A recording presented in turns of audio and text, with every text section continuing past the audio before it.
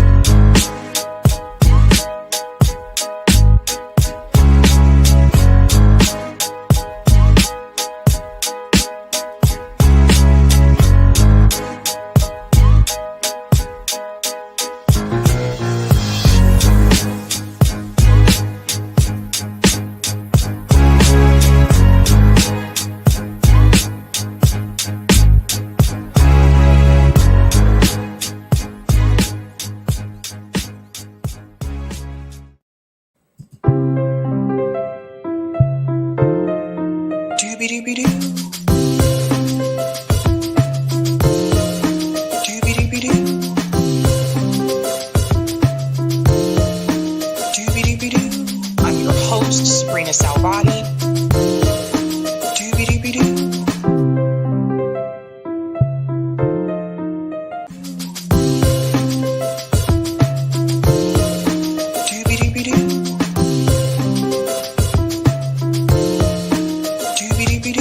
I'm your host, sabrinasalvati.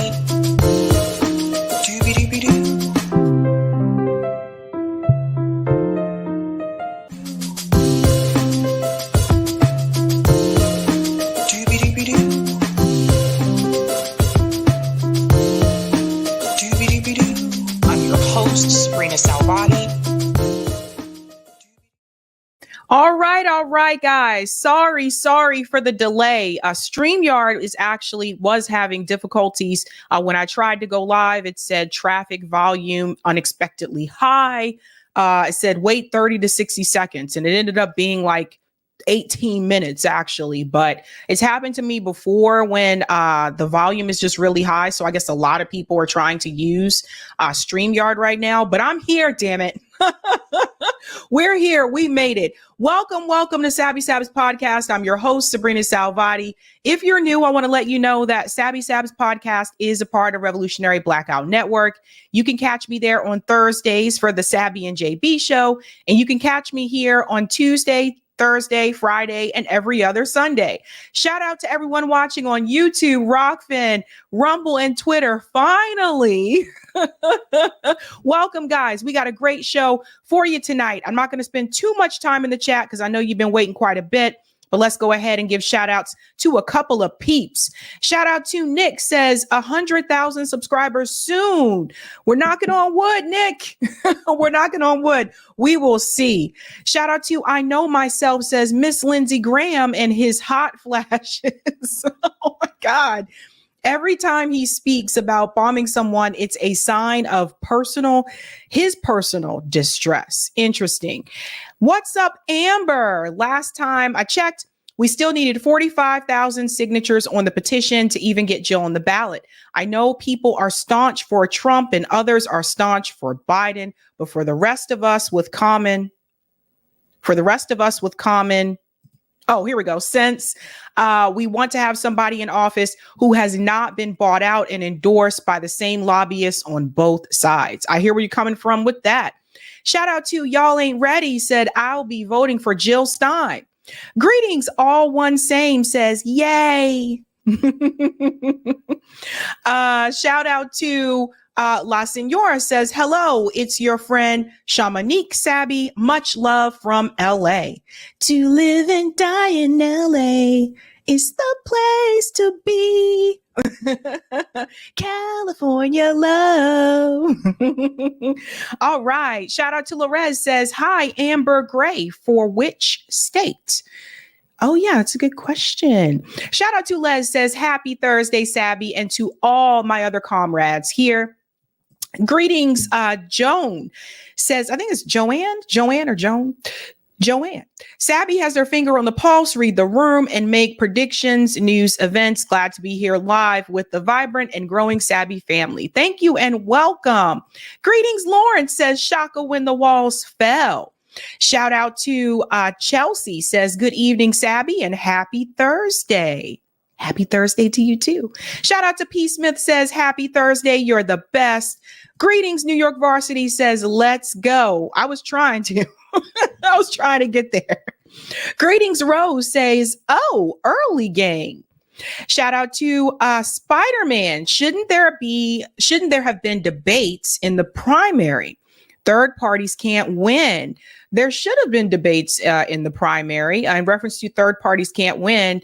The idea is about building a third party movement, right? Like you're never going to have a large third party movement if we don't start somewhere. It's just a reality. Shout out to Miguel says, peace. What is up? Greetings. Hannah says, Lindsey is awful. Shout out to Red 6 says, hello, Sabby. Hello to you too. Greetings, whoever says, buenos dias, compañeros. I hope everyone is having a good day so far. Yeah. Shout out to Transmission. GGB says, I am in Aberdeen, Scotland, but I can't sleep till I get some truth from the best truth teller out there. Sabby, tell it like you see it, and I can hear the facts, not the usual lies by the usual suspects. Thank you and welcome. Shout out to Tim says, I caught the Sabby and JB show earlier for the first time. Love ya. Keep up the good work. I'd love to work for RBN based as fuck. Thank you so much, Tim. And welcome. Shout out to Sebastian says, hey, y'all. All right. Oh, that was me saying 1 sec. Shout out to New Sheep says 99.5 rounds up to 100. Yeah, I guess if we're rounding here. Greetings. Bruce says, is anyone having problems getting the YouTube to respond when selecting sites? No, but I have noticed something. I used to be able to watch YouTube without using Wi-Fi. The past couple of days, it's just not the videos won't play unless I'm connected to Wi-Fi. That could just be me, could just be my cell phone service. I don't know. It is what it is. Shout out to Dwayne says, howdy, y'all. And greetings to Cloudness says, happy Thursday, everyone be one. All right. Don't want to take too much of your time there because I know you've been waiting quite a bit. Let's go ahead and give a shout out to Sabby patrons. Hello. And thank you for doing the damn thing. If you're interested in being a Sabby patron, I have five categories here. Ultimate, Sabinators, Sabsters, Sabbies. I love saying it that way. And there's also members. Thank you guys so much for your support. All of their names are featured here. And you can also see their names scrolling across the bottom of the screen on the ticker. And I already shouted out Marva Berry last stream. So I'll need to make sure I add her to that list as well. But welcome, guys. Welcome. We are back here. Let's get going. Let's get ready to rumble. All right, let's go ahead and share that beautiful thumbnail so you can see what we are going to discuss tonight. Let's do the darn thing. Here we are. Tonight, we are discussing Kyle Kulinski endorses Jill Stein. So this is huge. This is not something I was expecting to see. We're going to talk about that and why he may have changed his mind. Prior months, he was against third parties. We're going to show before and after, and what this could mean for Jill Stein's campaign. We're also going to discuss Meet the Press actually interviewed Lindsey Graham. He's been on there quite a bit. Lindsey Graham is out here waging war. He wants a full out nuclear war here. We're going to get into that. He's crazy. He is crazy. We're also going to discuss, if you have not heard about this, Aaron Rodgers is somewhat rejecting the left. We're going to talk about this interview that he had with Tucker Carlson and some of the other things he discussed in that interview as well, which includes free speech. We're going to talk about that and Russia. So stay tuned for that segment. And probably one of the most craziest stories this week, Slovakia Prime Minister shot, and he apparently is in critical condition. So we're going to get into all of that tonight. So let's go ahead and get started. Start us off right, folks, by smashing the like. If you're new, don't forget to like, sub, and share. All right. Let's get into some of the comments up here. Thank you for the super chat, Andre. I wasn't going to vote for Biden. Too many red lines. However, I think I have reached a moral clarity. We must force Biden to resign, not only for the Palestinians, but for ourselves as well. And thank you for the super sticker, Chelsea. And shout out to Be Easy That Dude. What's up, Sabs? You killed it on Rising. That shirt was fire. Oh, thank you. I was on The Hill Rising earlier this morning talking about President Biden's commencement address that is coming up this week at Morehouse and what I think the students should do. So check out that segment if you missed it. I can also send it out in my newsletter as well later on, so you guys can have it there as well. All right, let's get started with the first story here. So I don't know if you know a lot about Slovakia, but we're about to get into it tonight. We're about to talk about Slovakia tonight because apparently Prime Minister Robert Fico was shot. This was in an assassination attempt. Someone tried to take Robert down. Let's go ahead and dive in with this clip here from ABC News. And then I'm going to explain to you why this happened, why the attacker went after him. Believe it or not, it may have a little something to do with Ukraine. Let's dive in. Breaking news now, an assassination attempt on the Prime Minister of Slovakia. Robert Fico was gunned down outside a government building earlier today. Security officials swarming the scene, wrestling the suspected shooter to the ground with help from onlookers just moments after the shots rang out. The Prime Minister rushed to a hospital by helicopter, carried in on a stretcher. Authorities say that he's conscious, but he's in a life-threatening condition right now. Let's bring in our foreign correspondent, Britt Clennett. So much to talk about here. First of all, he's the leader of an Eastern European country which borders Ukraine and the Czech Republic. He is said to be pro-Russian, has talked about not supporting aid to Ukraine. Do we know anything more about why this all went down and how? Yeah, all that you said is correct. He certainly courts controversy, and it is a politically tumultuous time in Slovakia. Now, the office of the Slovak Prime Minister, Robert Fico, says he is in a life-threatening condition after an assassination attempt. The Prime Minister had just held a government meeting in the town of Handlova when he was fired from what really appears to be very close range, Kira. And in a video, you can hear very clearly 5 shots being fired. He was then bundled off into a car by his security. Local reports say he was shot in the stomach, in the arm, and in the leg. Pause there for just a second. So he has been shot in 3 places on his body. And they did say again that he is in critical condition. This is a serious deal here. It's not like he was shot in the arm and something that he can recover from a lot quicker than obviously if you're shot in the stomach. That's serious.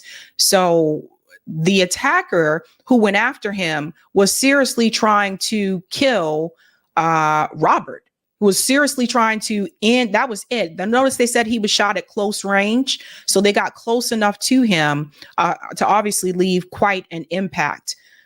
Very interesting times, folks. Alleged assailant was immediately apprehended, and the man wearing a pale blue shirt was then seen as sitting on the ground, hands tied behind his back. And another video, Kira, shows the PM being taken away on a stretcher, arriving at the hospital. Paramedics on both sides. His body is blocked from view. Fico was airlifted by helicopter, as you say, to a hospital just east of Handlover. And at the time, the PM office said his condition was just too serious to be taken to Bratislava itself.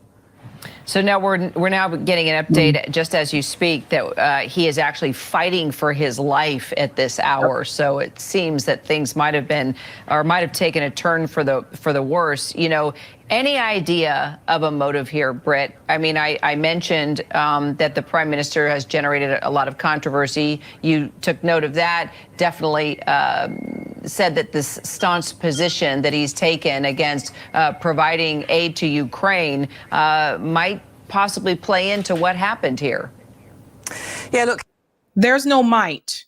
There's no might. We'll get into a couple more details about that in a second. Kira, no motive is being reported at this very moment, but local reports say the attacker is an amateur writer. It's believed that he used a pistol that he held legally, Kira.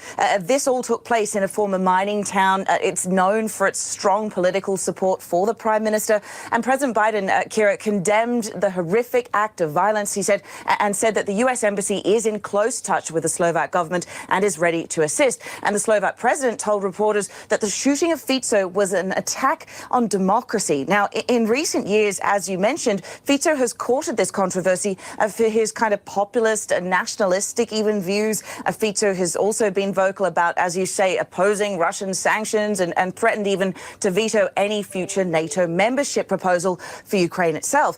Fico has also been accused of aligning himself with right-wing Hungarian Prime Minister Viktor Orban.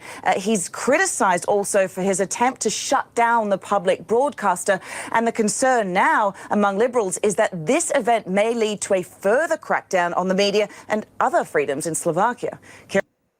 Okay, let me chime in here for just a second. We'll bring up a couple of articles here that give a little bit more detail. One of the things that I do want to add, and someone actually pointed this out in the chat, so thank you so much for that, Lorez. Redacted read a report that his security detail was lackadaisical. Yeah, that was another thing that I saw too, is that the security apparently was not airtight. That's suspicious, right? So I want to get into this article here from Common Dreams, where it says far-right Prime Minister of Slovakia shot in assassination attempt. This is the part I want to highlight here. We want to talk a little bit here about the past, and we want to talk a little bit about the motive.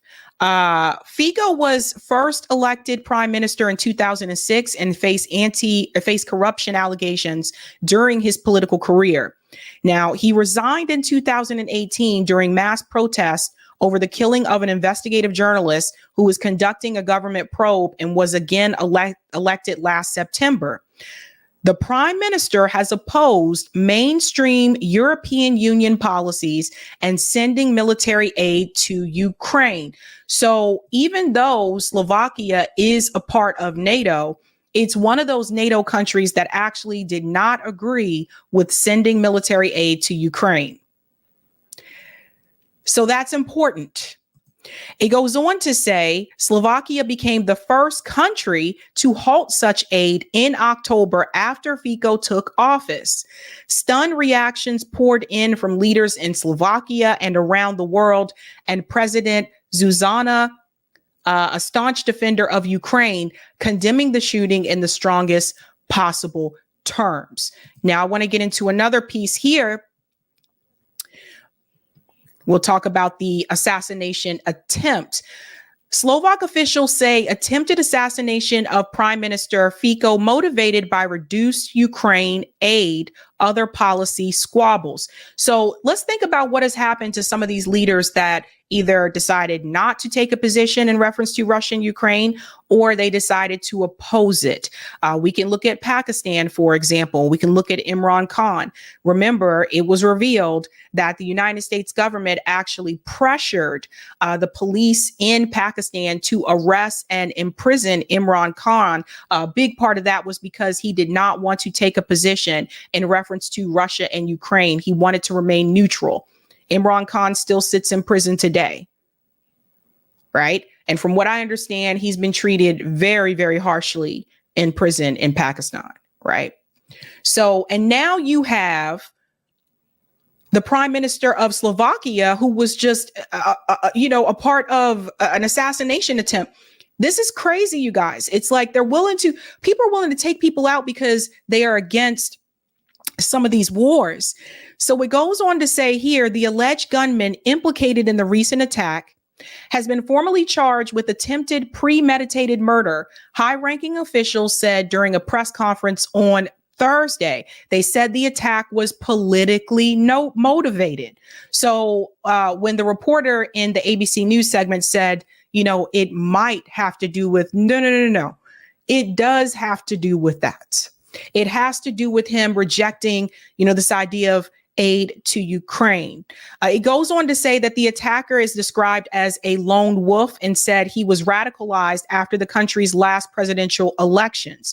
The country's political landscape was transformed last October by the populist prime minister's return to power. So we're seeing another attack on these populist leaders, right? Fico campaigned with an emphasis on reducing military aid to Ukraine and has implemented a range of controversial policies.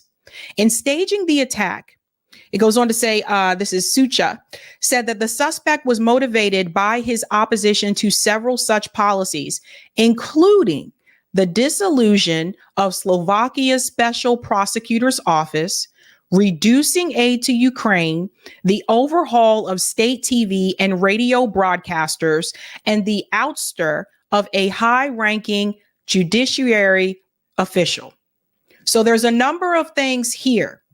It goes on to say, during Thursday's press conference, Deputy Prime Minister Robert Kalinak provided updates on Fico's health, emphasizing the gravity of the wounds he sustained from 4 gunshots. So you see why I wanted to show you another news outlet here, because the reporter on ABC News said there were 3 gunshots.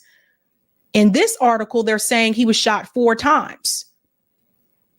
This is why it's important to look at other sources. The extent of the injury sustained by the prime minister is large. It is polytraumatic damage to his body. The surgery, in terms of the duration and a number of surgeons, just confirms the gravity. We can only hope that the situation will improve. The officials warned reporters attending the conference of the role shoddy journalism can have in exacerbating violence. All we ask from the press is for objective reporting in order to avoid having lone wolves who have been radicalized, thinking that abolishing the special prosecutor's office is sufficient reason to shoot somebody. So now they're blaming the press. And Cloudness said, I heard he had 5 gunshots. So you see, this is why it's important to read different outlets here. It goes on to say they did not name the alleged assailant during the conference, citing embargoes preventing the dissemination of information. Local media identified the suspect as 71-year-old Jiraj Sintula.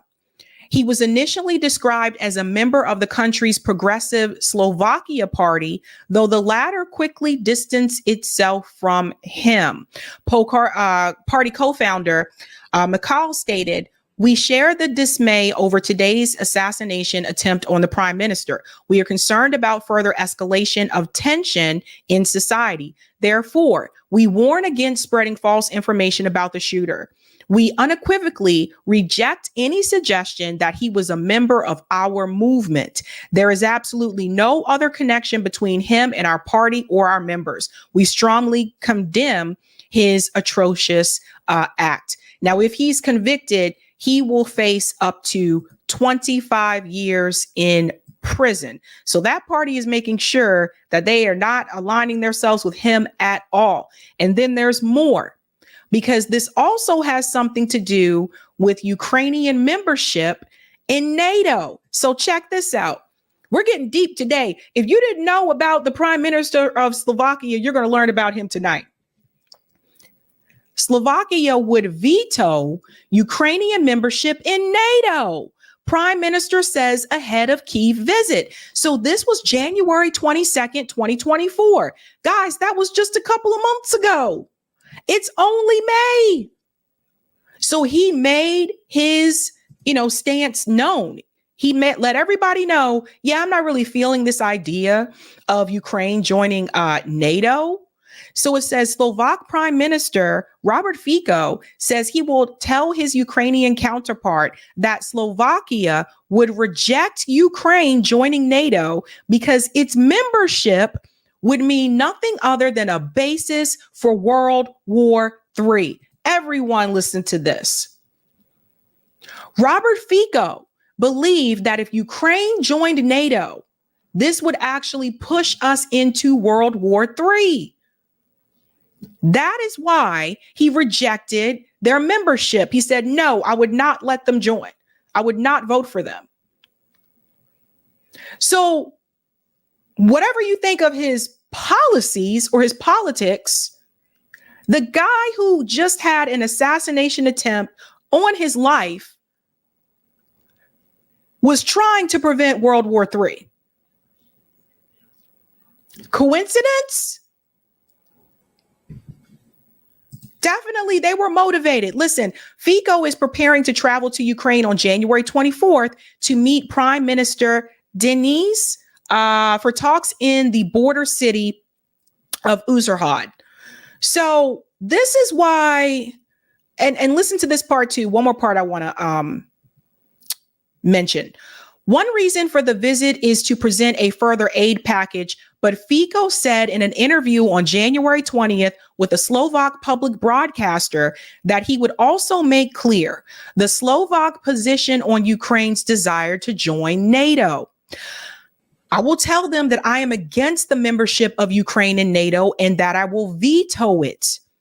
Goes on to say, adding Ukraine, if Ukraine were added to NATO, some conflicts will be constantly instigated there.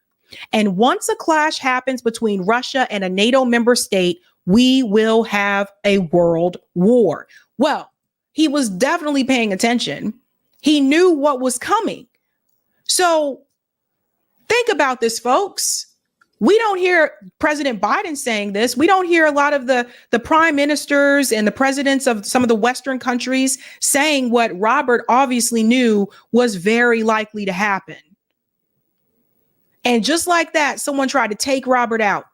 It goes on to say, NATO in July reaffirmed its position that Ukraine will one day become a member of the alliance, and members voted to simplify Ukraine's path to accession, such as the removal of the requirement for a membership action plan. NATO has also formed the NATO-Ukraine Council to improve relations. However, NATO members are torn over when to admit Ukraine, and no vote or decision on membership is imminent. Slovakia, which has been a member of NATO since 2004, was one of Ukraine's staunchest supporters in its defense against Russia's full-scale invasion. But when Fico, left-wing nationalist government took power in October, Slovakia decided to no longer supply Kyiv with weapons. So this is not a coincidence, folks. It's very clear what is happening here.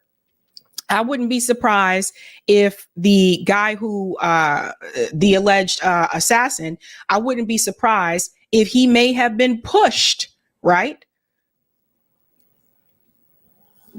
Who knows if he may have been pushed to do this? You never know. We may never know the full truth. But what we do know is that he did not want Ukraine to become a member of NATO, and he did not want Ukraine to get funding and weapons. and he does not want World War III. Now, this guy right now is in the hospital fighting for his life.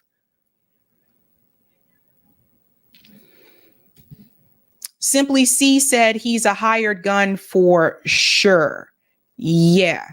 Like that's what I would assume as well. This is just, it's packaged too nicely. You know what I mean? It's just put together a little too tight for me to not have some type of, implication because of his position with NATO. Now, what do I think? Do I think that Ukraine should be a part of NATO? No, NATO is not supposed to expand. It was never supposed to expand after the fall of the Berlin Wall. So I don't understand why they're still trying to do this unless NATO does want us to have a World War III.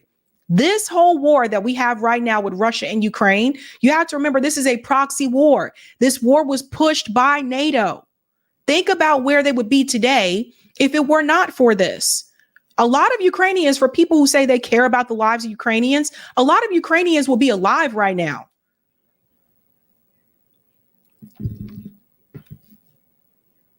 We'll have to see what happens to Fico. But one more part here. Fico also asserted in the interview that Ukraine is not an independent and sovereign country, saying it is under the total influence and control of the United States. Fam, again, right here.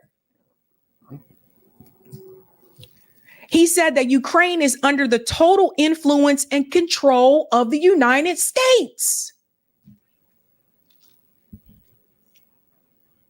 So they trying to stop this guy.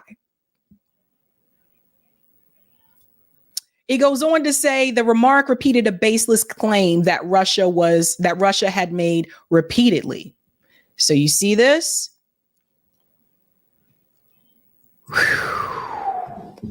I will be following this story in the next couple of days to see if Fico does recover. Because like I said, even when I checked this morning, they said he is fighting for his life. And if he does not recover, and if he does die, then maybe then NATO will be able to install someone that is going to do their bidding. And that's probably what would happen. This is probably what they want. I just find the timing to be a little bit suspect, don't you think? Interesting times we're living in, folks. Interesting times. Let's go to some of the comments here. We got to follow Fico. Thank you for the super chat, Roger. LABI's SAB deadlines for 2024 CBIs coming up. Yes, I won't be able to finish tonight because I started late because of StreamYard issues. But I should be able to almost finish it tomorrow. Skylar says Slovakia sounds like a made up country in an old episode of G.I. Joe. Well, Slovakia is, if I remember correctly, wasn't it Czechoslovakia? If I remember correctly, at one point it was Czechoslovakia and then it split into, I think, Slovakia and then the Czech Republic. I have to double check that, but I thought it was Czechoslovakia at one point. Thank you, Gala. It was probably Ukraine behind it. The guy was on their kill list, same list they put Roger Waters, George Galloway, and many other people on. So you guys see? Like, we're really supposed to leave just some lone guy out there nowhere. It was just like, oh, I'm tired of his policies. So he just goes out and take no push from any intelligence or NATO or anybody.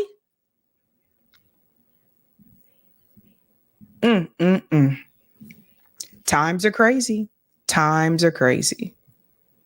All right. If you haven't had a chance to do so, folks, go ahead and smash that like button. Thank you.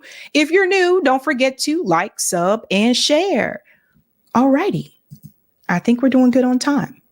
We are moving on to the next story here. So, Lindsey Graham was actually interviewed on Meet the Press recently. I think this was this past Sunday morning. And there were a number of questions that he was, a number of questions that came his way during this interview. But I think one of the most important ones is in reference to Israel and Gaza and like, where do we go from here? There were a number of things that Lindsey Graham said during this interview that should give you pause for concern. It is very clear. We've talked about this before. He's another warmonger, right? He's a neocon. He has no problem bragging about it, and he's proud of bragging about it. Let's go ahead and get into this interview here with Lindsey Graham and crazy warmonger, or Lindsey Graham, the crazy warmonger, excuse me, on Meet the Press. Happy Mother's Day. Thank you, Senator. I appreciate that very much. Look, you have been quite clear, as we just heard there, that you are opposed to President Biden's threat to withhold military aid if Israel does invade Rafah. But let me ask you this question. Why shouldn't Israel's war against Hamas proceed in a more precise way with a clear plan to mitigate civilian deaths in Gaza? Before he answers that question, I just want to give you an update. Joe Biden did go ahead and give Israel more aid. Just FYI, I told you guys before, that statement from Joe Biden was just all theater, right? That's just to get people riled up and thinking he's going to do what the protesters want. But at the end of the day, he did end up giving money to Israel. Well, I think it's impossible to mitigate civilian deaths in Gaza as long as Hamas uses their own population as human shields. So here we go again, the same rhetoric. They're using the people as human shields, right? So we continue to hear this rhetoric over and over again. I've never seen in the history of warfare such blatant efforts by an enemy, Hamas, to put civilians at risk. And the last thing you want to do is reward this behavior. They put weapons in mosques. They fire artillery rounds from apartment buildings. They put command centers under hospitals to maximize civilian casualties as if. And you can tell right here, he doesn't really know. He's just, he's trying to. So you can see during this discussion, Lindsey Graham is basically, he's memorized talking points. I'm pretty sure someone wrote down talking points for him during this interview. He doesn't really know what he's talking about. You can tell he's like, saying the same talking points that mainstream media has made. Some of these things have already been debunked. So, you know, again, he's just repeating propaganda. That's what Lindsey Graham is doing. Propaganda. Notice how he takes the focus off of the innocent lives, the people who are being killed in Gaza, and he puts the focus on Hamas. What Lindsey Graham is trying to do is he is trying to blame Hamas for the reason that Israel has killed, you know, over 30,000 Palestinian civilians and over 10,000 children. That is what he's trying to do. He's trying to blame them. At the end of the day, Israel is the one, the IDF are the ones that fired those weapons. They are the ones that chose to eliminate all the hospitals, eliminate all the schools, eliminate over 100 journalists. There are videos on social media that show Israel IDF purposely targeting journalists. There's a new one up that came up yesterday. So obviously he's not going to tell you those things. Now, why people in South Carolina continue to vote for Lindsey Graham is beyond me. And I lived in South Carolina and I never understood it then, right? He's a flippy floppy too. And I'm going to show you how he has changed his position before when it comes to Biden. Israel tries to destroy the terrorist group. You don't want to reward this by restricting weapons to the victim of their attack. But let me just say this. This is Mother's Day, happy Mother's Day, but this is a tough time for the world. What Senator Sanders said, not another nickel of military aid to the United States, is the most dangerous, irresponsible statement in the history of the U.S. relationship. This is not Vietnam.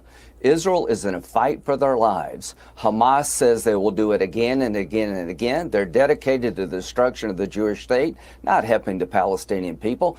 Iran, the great Satan, vows to destroy Israel. So does Hezbollah. Israel is surrounded by forces, terrorist groups that want to destroy the Jewish state, not help the Palestinians. This is 9/11 and Pearl Harbor all rolled into one. To abandon Israel under these circumstances would be outrageous. It would be dangerous. And Republicans are going to fight back against Bernie Sanders and the squad. So, first of all, I've noticed that some of these politicians and also some of the celebrities, Tiffany Haddish actually made the same statement too. They're comparing it to 9/11, right?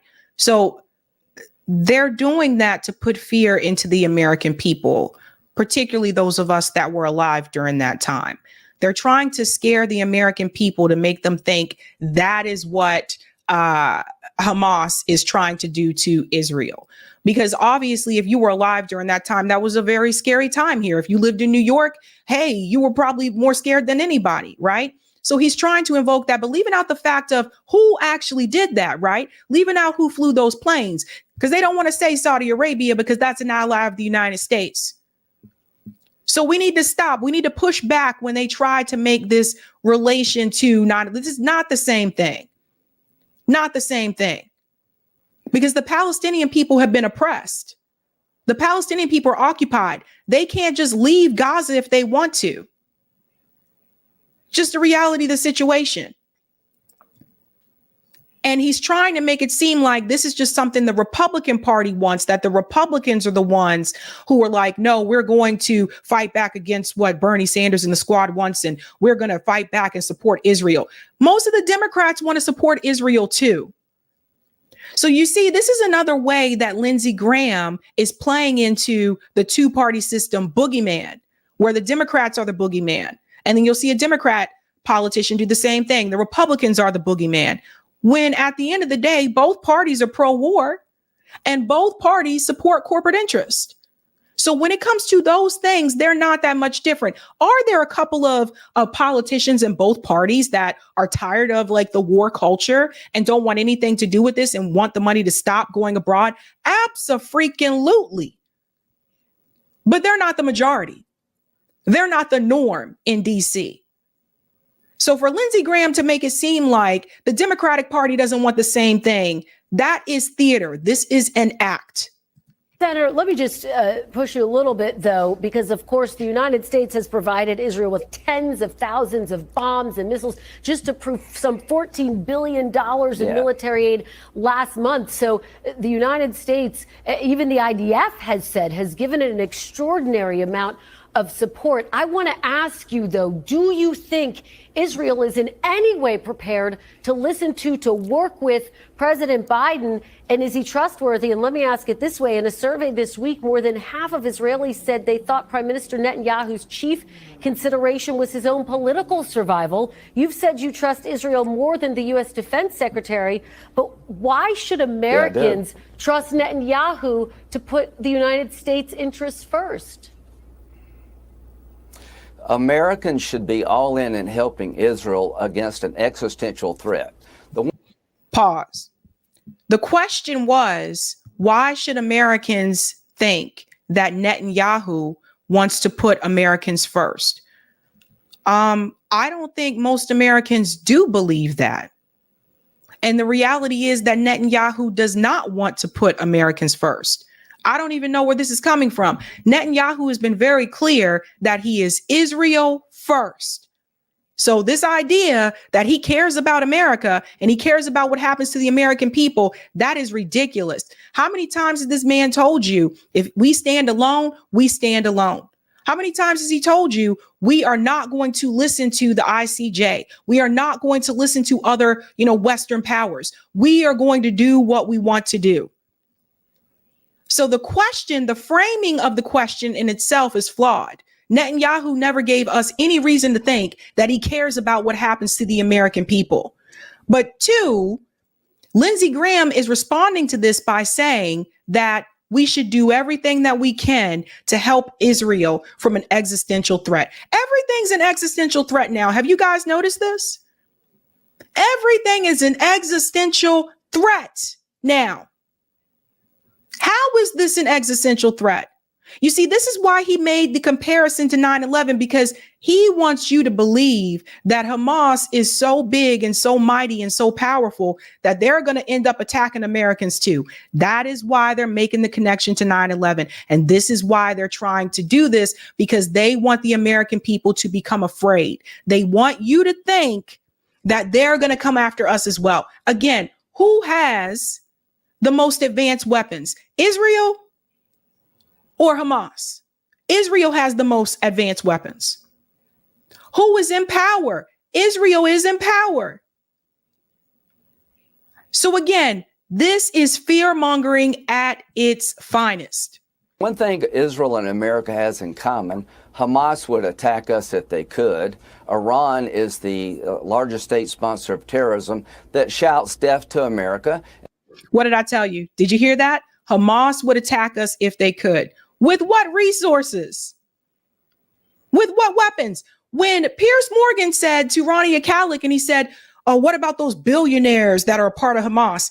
If Hamas has that many billionaires, why don't they have better weapons? We have to use our brains. If they have that many billionaires, why don't they have better weapons? So here he goes. And Hezbollah is in the same camp. I've never heard anybody in Israel chant death to America. The people Israel is fighting are bent on destroying all of the Jews. This is Holocaust Remembrance Month, for God's sakes. We should unequivocally support Israel. Yes, work with them to limit civilian casualties. They want to do that. I know they do. They have a... No, they don't. We'll go back just a little second because there's something he said here I want to highlight. Oops. There we go. Trust Netanyahu to put the United States' interests first. Americans should be all in helping Israel against an existential threat. The one thing Israel and America has in common, Hamas would attack us if they could. Iran is the largest state sponsor of terrorism that shouts death to America, and Hezbollah is in the same camp. I've never heard anybody in Israel chant death to America. Well, no, of course not. Why would they? We give them $3.8 billion a year. Why would they chant death to America? Why would they chant death to America when so many of our politicians have sold out to the Israeli lobby? When there are organizations like AIPAC that have bought off all these politicians to unequivocally support Israel? Why would they say that to America? You see, you cannot conflate the two here. There is one state that is being supported and funded by the U.S. government, and then there is one that is not. How could you even make this comparison? We have to stop playing into this game that a lot of people believe that everybody else is the enemy and the United States, we are the good guys. And there was a time when I used to believe that. I grew up in a military family. A lot of you guys know this. I grew up believing we were the good guys. But it wasn't until I got older and I started doing some of my own research and I started to realize, no, a lot of these countries have dried up in resources, have more militant action because of the work of the United States government in those countries, because of what we've done to those countries. We've destroyed a lot of countries around the world. And yet, whenever another country doesn't want to join in our alliance or doesn't want to follow our path, we make them the enemy, not you and I, but the press, the State Department, the politicians. They're the enemy because they don't want to follow the lead of the United States government. That's the problem. But if you listen to Lindsey Graham, everybody else is a terrorist and the United States is innocent. Same with Israel. The people Israel is fighting are bent on destroying all of the Jews. This is Holocaust Remembrance Month, for God's sakes. We should unequivocally support Israel. Yes, work with them to limit civilian casualties. They want to do that. I know they do. They have a whole battalion dedicated to that. But this idea of withholding weapons to Israel is rewarding the tactics of Hamas to put civilians at risk. Here's my statement to the administration. Sit down with Israel, keep the weapons flowing, and work out a plan, if you can, that gets us all to where we need to be. I talked with Israel this morning. They are discussing with the Biden administration a way forward. I am somewhat hopeful we can jump over this impasse, but do not let Bernie Sanders run this war. Bernie Sanders and the squad are insane. Pause. Let me bring up something here. You see, this is also an act because he is giving you the impression that Bernie Sanders and the squad are as powerful as he says that they are. Most of the time, when you look at the legislation and you look at the way that they vote over 85% of the time, the squad members vote along with Dem establishment. They vote along with the speaker. They vote along with what the party wants most of the time. And also, usually when they oppose legislation that the majority members of the Democratic Party want, it is when their vote does not make a difference in whether or not that legislation is going to pass. So when they vote to oppose sending more aid to Israel, it didn't make a difference because they didn't have enough numbers in order to prevent that legislation from passing. This is the game that they've been doing for quite some time. So Lindsey Graham is giving you the impression that they've actually been out there, pushing back against the establishment. Remember, they voted for Ukraine funding as well. When in reality, most of the time, the squad members have been going along with what Dem leadership wants. Now, why would Lindsey Graham do that? Lindsey Graham is doing that because he wants you to become fearful of any type of progressive policy, platform, politician, etc. He wants the American people to be fearful of that. He wants you to see like left or leftism or whatever is insane, as he's calling it out. He wants you to look down on that. But they are actually not doing as much as Lindsey Graham says that they are. And that's important for people to know. I'm sorry, but we got to call it out. When it comes to how to defend Israel, he just said on national television, cut off every nickel of military aid to the Jewish state who's being threatened with oblivion.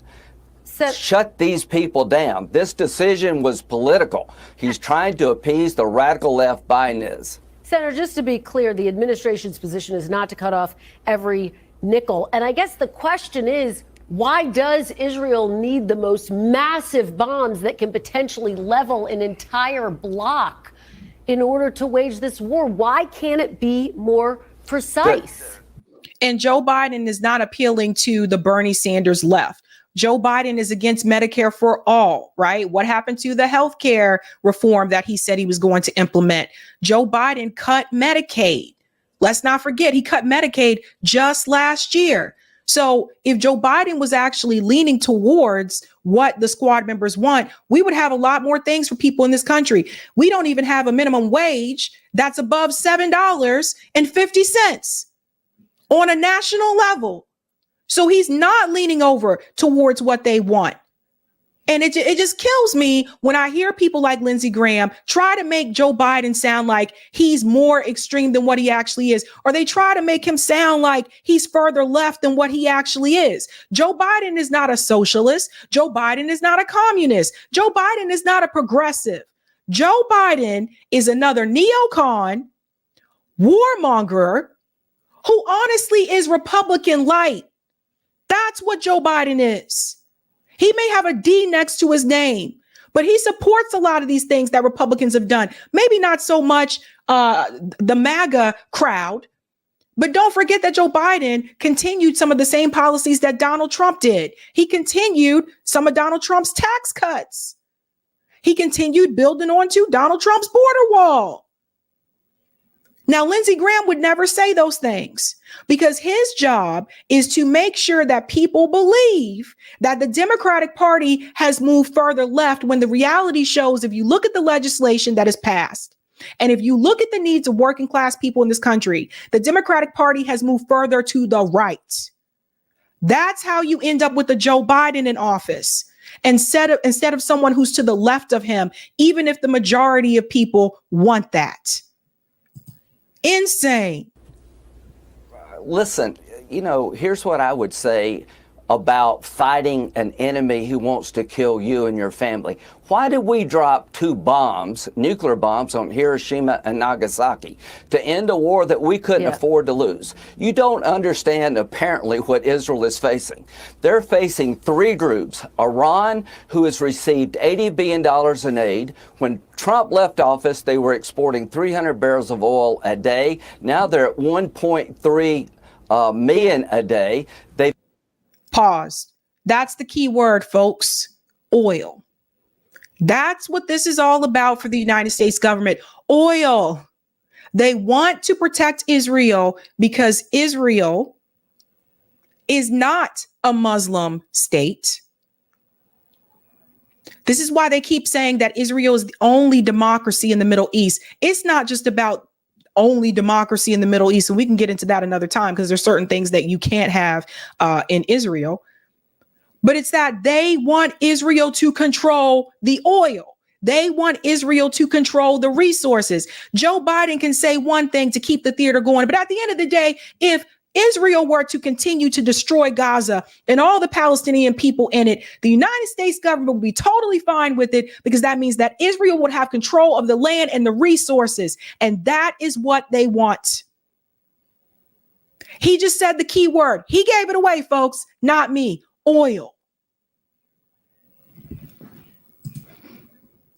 Been enriched by Biden. They're taking that money to kill all the Jews. So when we were faced with destruction as a nation after Pearl Harbor, fighting the Germans and the Japanese, we decided to end the war by bombing Hiroshima and Nagasaki with nuclear weapons. That was the right decision. Give Israel the bombs they need to end the war they can't afford to lose, and work with them to minimize casualties.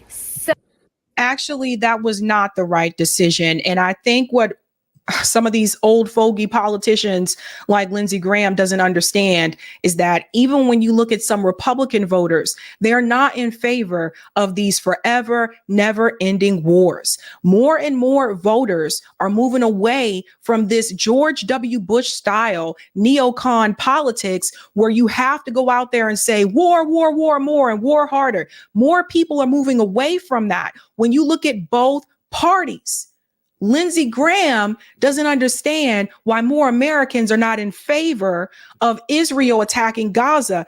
He doesn't understand why more Americans are not in favor of giving more money and aid to Ukraine, because we are tired of these never-ending wars. We are tired of it. We are tired of resources being taken from this country, going to other country just to kill people abroad. We're tired of it. Stop the wars. Stop the killing. Stop the imperialism. Stop stealing countries' resources. And I got another thing for you, Lindsey. The younger generation today is very much informed. They know what the U.S. government has been doing. They have educated themselves about how you have exploited people in these countries. So this type of go just end them all now rhetoric does not work the way that it did in 2003. Senator, that military officials would argue that there has been so much technology since those bombs were dropped that for that very reason, that is why Israel and other developed countries can be more precise. But let me ask it this way, because President Biden is not the first president to use arms shipments to try to influence Israeli policy. As you know, former President Ronald Reagan on multiple occasions withheld weapons to impact Israel's military actions. Did President Reagan show that using U.S. military aid as leverage can actually be an effective way to rein in and impact Israel's policy?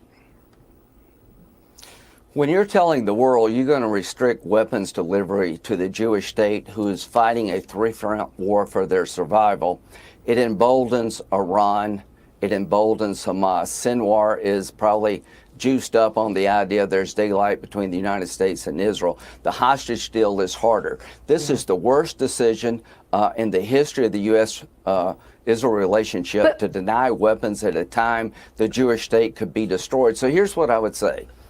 There is some hope we can get over this. Non-negotiable, the destruction of Hamas. Nobody in Israel will allow Hamas to be standing militarily or politically when this is over. How we get there is subject to negotiation. My problem is not with the weapons that Israel is using. My problem is with the tactics that Hamas is using, and the idea that America would not send a nickel of aid, echoed by a United States senator, when all the Jews are trying to be killed by radical Islamic groups, tells us where we're at as a nation. Pause for a second. Yeah, he's just reading a script. Here's the thing. So Lindsey Graham also takes a lot of money from the Israeli lobby. That is why he's out here fighting so hard for Israel. Lindsey Graham doesn't care about Israelis in Israel. Lindsey Graham cares about filling his pockets. That's what he cares about. He is the lowest of the low, one of the most corrupt politicians. We have to understand again who he's actually speaking for when he has these interviews. He's not speaking so much for Israelis and for Israel. He is speaking for AIPAC. He's speaking for the Israeli lobby. That is what Lindsey Graham is there to do. That is why they support his campaign. That's why they give him funds for his campaign, for him to say the things that he's saying. That's where it comes from. And he's a flippity flopper. This is the same guy who was totally against Donald Trump when he was running for president. But the moment Donald Trump won, he flipped just like that. And he was kissing Donald Trump's ass. And that's what Lindsey does. Flippity flop and kiss up to whoever's in power at that point in time. Republican Party is with Israel without apology. Well, historians would say, why is it okay for Reagan to do it and not President Biden? But let me ask you about why is it okay? Deal. Well, can I say this? Why is it okay for America to drop 2 nuclear bombs on Hiroshima and Nagasaki to end their existential threat war? Why was it okay for us to do that? The problem is, Lindsey, is that we were supposed to learn from Hiroshima and all the people that were killed from those bombs. We learned from that and decided that was not a good thing to do. Right? So it's interesting she brought up Ronald Reagan because Ronald Reagan was a Republican. So she's telling him a member of your own party actually stopped giving aid to Israel when Israel was bombing Lebanon. A lot of people may not be aware of that, but Ronald Reagan did do that.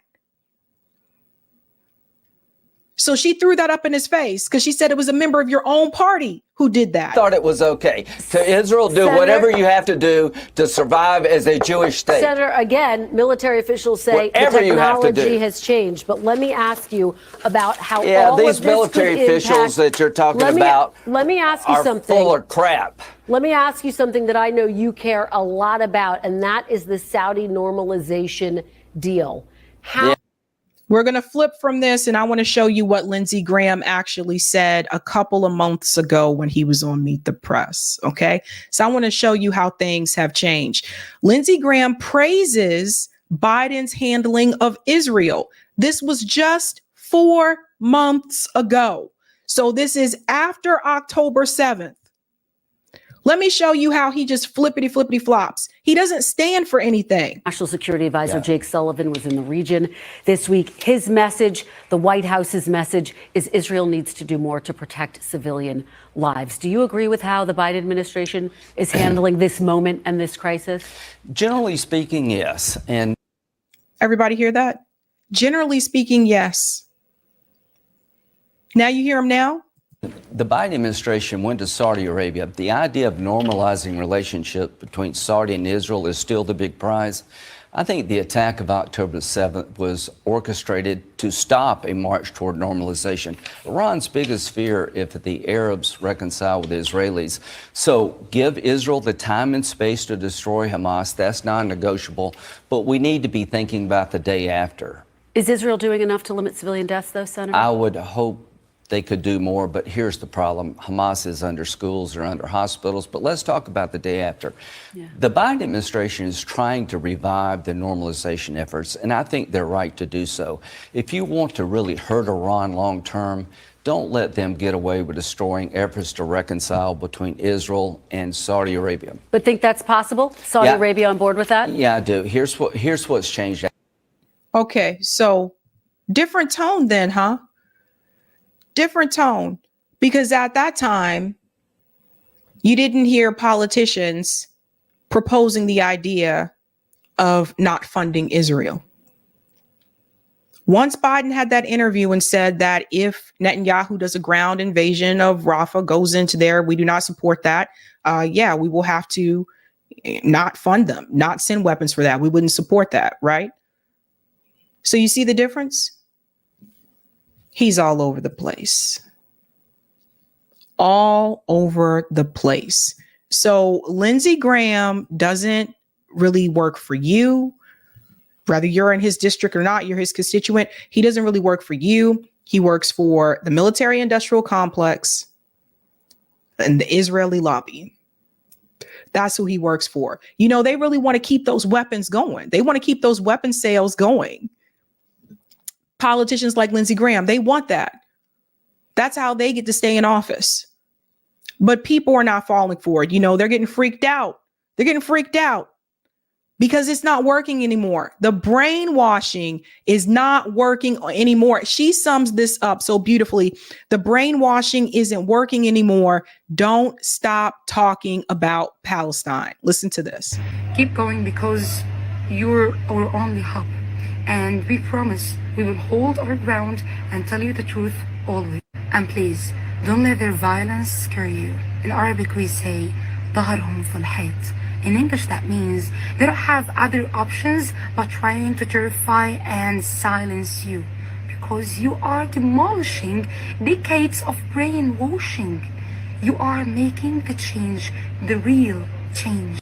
Their violence means that we've begun to affect them deeply. Believe me, we are in the bottom of this bottle and we're very, very close to the end of the genocide, maybe closer than any time before.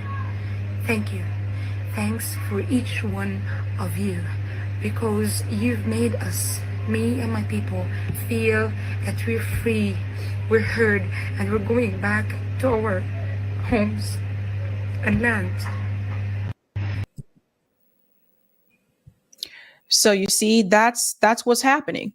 More people are waking up, and politicians like Lindsey Graham are like freaking out, right? Because again, they're supposed to be there to actually work for the MIC and for the Israeli lobby instead of working for the American people. That is why they're there. Going to go to some of the comments here in the chat. Thank you, Janine. Since Lindsey's boo, John McCain, passed away, he has spiraled. He just needs to come out, retire, and get laid. Oh boy. Tim says, yes, Hamas has all these billionaires and the people are throwing rocks. Make it make sense. All one same. What so-called USA and Israel have in common is brutal colonialism and genocide. Okay, two things. There you go. Thank you, baby Ethernet. Bernie and the squad. Bernie and the squad aren't even radical, Lindsey. I know, he was trying to make them sound more radical than they actually are. That was crazy. Shout out to Jen, who just became a Sabby member. Give Jen a big whoop whoop in the house. The Oracle says, but think about it, Sabby. The politicians want the electorate afraid. Because if we weren't preoccupied and distracted by fear, we'd probably be more demanding of them. That's a good point. Thank you, Alcus. Lindsey needs to be put in the front lines of the wars that he roots for. Have these warmongers earn their money. Yeah, Lindsey, do you want to sign up? You want to go fight over? You want to go fight? Thank you, baby Ethernet. Lindsey is unhinged because he has nothing to lose. Thank you, Jay. I normally don't blame voters for their decisions, but I'm making an exception in this case. Listening to that evil, bloodthirsty old troll, why would folks still vote for him? I never figured it out. I lived in South Carolina. I couldn't figure it out when I lived there. Shout out to James for the super sticker. James Starks. Sounds like a superhero name. Thank you for this, baby Ethernet. Lindsey has nothing to lose but that money. There you go. Got nothing to lose, baby. Got nothing to lose, honey. All right, let's go ahead and dive into our next story. Smash the like button, guys. If you're new, don't forget to like, sub, and share. And we're moving on to this story about Jill Stein. So believe it or not, I was actually very surprised to see this, considering that this individual had reservations about participating in third party, candidacy, and they are now endorsing one. So if you have not seen this, Kyle Kulinski actually endorsed Dr. Jill Stein. I was really surprised by this. I don't know what this is all about. Because I'm just like, I've heard you for the past couple years ago, make excuses for Joe Biden, grill Joe Biden on some things, but in a lot of ways make excuses for him. Not too long ago, it feels like he said that if you're in a swing state, you should vote for Joe Biden, like things like that. Like, and now it's just like now out of nowhere, he decides to endorse Jill Stein. And it makes me wonder, like, what is really behind this? Now, don't get me wrong. I think Jill Stein is our best chance third party right now, someone who supports the Palestinian movement and someone who does have ballot access. Is just a reality of the situation, right? I love her platform. We're going to dive into that a little bit tonight. But I was very surprised that the person who kept saying that third parties aren't viable, the person who put forth Marianne Williamson, who I said back then was not good on this issue with Israel and Gaza, is now deciding to endorse third party candidate. And I believe it does have to do with Joe Biden's behavior in reference to Gaza. Let's go ahead and get into this endorsement here shared by Jill Stein from Kyle Kulinski. This was interesting. Hey guys, it's Kyle Kulinski here from the Kyle Kulinski Show and Secular Talk on YouTube and also Crystal Kyle and Friends. I want to wish Jill Stein a very, very happy birthday. I'm sorry that I couldn't be there with you tonight, but I wanted to lend a message of support. So we had her on the show the other day, and she really opened my eyes to a number of very disturbing things. First of all, to show you how terrible mainstream media is and how much they bury stories. I hadn't even heard of the fact that Jill Stein was assaulted at a pro-Palestine protests and then So that was kind of interesting that he didn't know about that until Jill Stein came on to Crystal Kyle and Friends, because I'm pretty sure almost all of us in left independent media covered that story. I'm pretty sure almost all of us. I know Bree covered it on Rising. Do I have to go through everybody? But Hardlands Media covered it. I know I covered it. I know I'm thinking about some of the bigger accounts. I believe it may have been covered by Status Quo, but from what I saw, most people in left independent media covered Jill Stein's arrest at the protest. So it's interesting to me that he said, well, mainstream media buried the story and that he didn't know about it, because I'm like, nah, bruh. Stephanie said, doesn't he watch YouTube? Yeah, nah, bro. And not only that, it was all over social media too. So that was interesting. had the nerve to charge her with assault. This is a presidential candidate and a woman who's over the age of 70.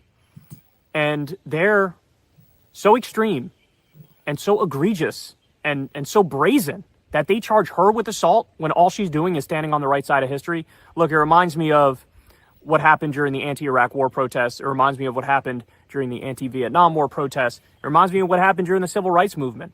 The people who are on the correct side, the people who are doing the right thing in the moment, they get viciously smeared, and in this instance, also literally assaulted. So I heard that story, and it was grotesque, man. It was grotesque.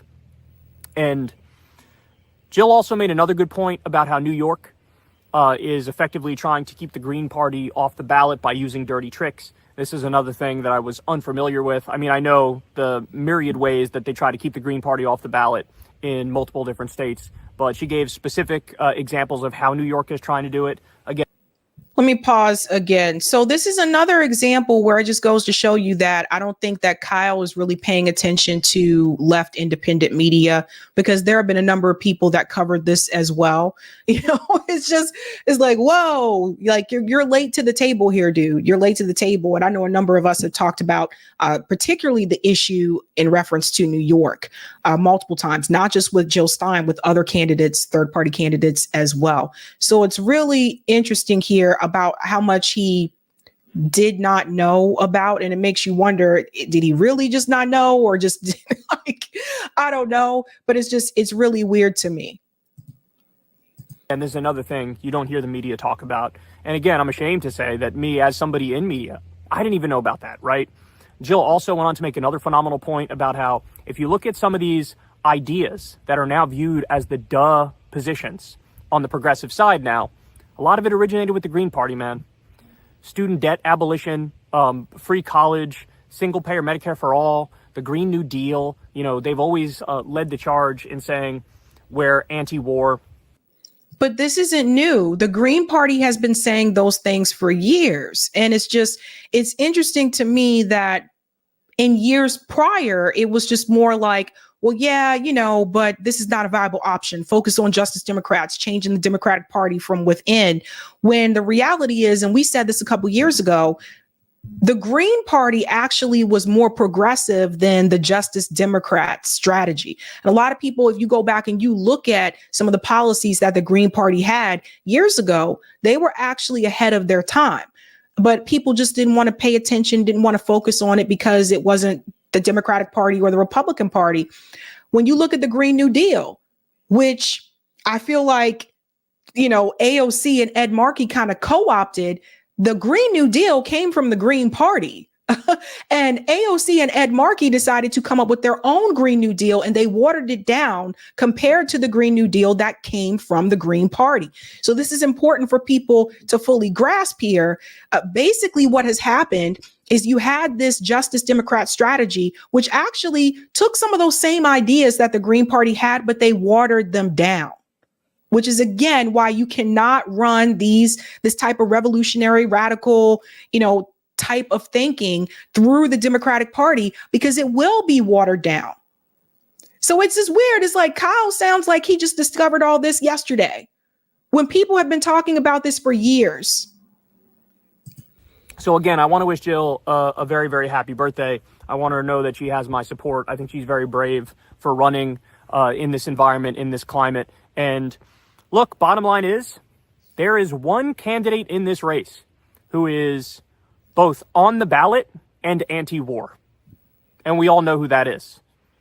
Donald Trump likes to pretend he's anti-war. He's not. Sometimes Biden likes to pretend he's anti-war. He's clearly not. He's arming and funding a genocide right now. Cornel West, I'm not sure he's going to get on that many ballots. And RFK, don't get me started. This is a guy who pretends like he's the most anti-war, but he's also in favor of Netanyahu committing a genocide and us arming and funding it. And he completely dehumanizes Palestinians on a regular basis. So from where I'm sitting, from my perspective, there's one candidate in this race that's doing the right thing and standing on the right issues.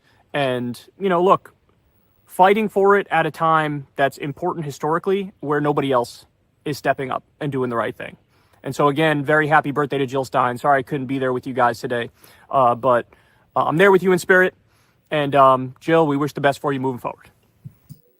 So this was pretty interesting. Again, considering what he said just a couple of months ago. Remember, Kyle had admitted on Crystal and Kyle and Friends that he actually asked Marianne Williamson to run for president. And I've always said this, obviously, even the Green Party was still to the left of Marianne Williamson's platform. She had some of the same policies that Bernie Sanders had on her platform, but the Green Party was even to the left of that. And that's what I've been trying to explain to people for quite some time. So it's interesting that he went from Marianne to now it's okay, I'm going to endorse Jill Stein and support third party, which I'm all for the third party movement. I vote third party. I'm for people supporting the third party movement. But it is kind of strange to me considering what he said just a couple of months ago. And I don't know if everybody remembers this, but I do. Now, this was actually when Dr. Cornel West was running through the Green Party at that point in time. And he was pretty angry about that. And he also made some comments about the Green Party that he wasn't too happy with. So this was just a couple of months ago that Kyle had some pretty damaging things to say about third party runs, to say about third party efforts, and to say about the Green Party. So I want you to see the difference. It's like night and day here, because you have to ask yourself, what is the motivation? What is the motive at this point in time? 5% for the Green Party? Is that what it is? So that you can get matching funds and make it more viable. But again, I hate to tell you, the Green Party and no third party will be viable unless and until we get ranked choice voting. So we still don't have ranked choice voting on a national level. So what?